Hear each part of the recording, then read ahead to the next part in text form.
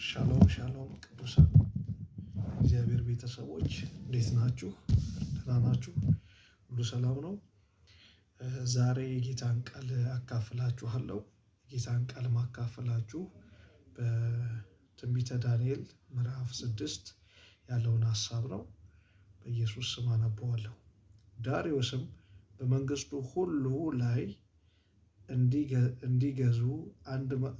እንዲገዙ 120 መሳፍንት መሾም ፈለገ። በእነዚህም ላይ 3 የበላይ አስተዳዳሪዎችን አደረገ። ከእነርሱም አንዱ ዳንኤል ነበረ።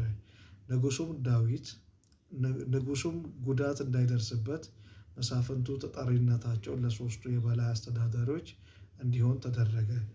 ከመሳፍንቱና ከበላይ አስተዳዳሪዎቹ ሁሉ ይልቅ ዳንኤል ልዩ የጥበብ መንፈስ የሞላበት ሆኖ በመገኘቱ ንጉሱ በመላው ግዛቱ ላይ ሊሾመው አሰበ።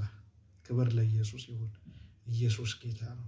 ዳንኤልም ምን መንፈስ ነበረበት? የጥበብ መንፈስ ሞልቶበት ነበር። ክብር ለኢየሱስ ይሁን።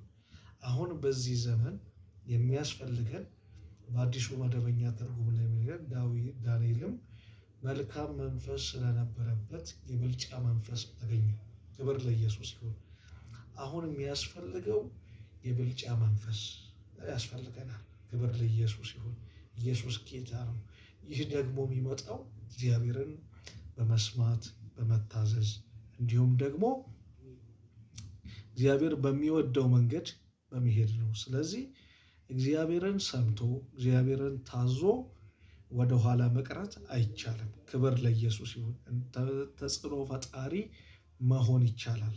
ዳንኤል ያለው በሚመች ስፍራ አይደለም፣ በግዞት ምድር ላይ ነው ያለው። ክብር ለኢየሱስ ይሁን።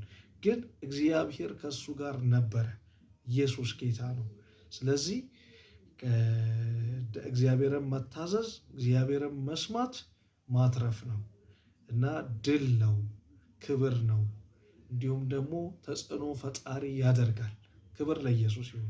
ኢየሱስ ጌታ ነው። ተባረኩ ቅዱሳን።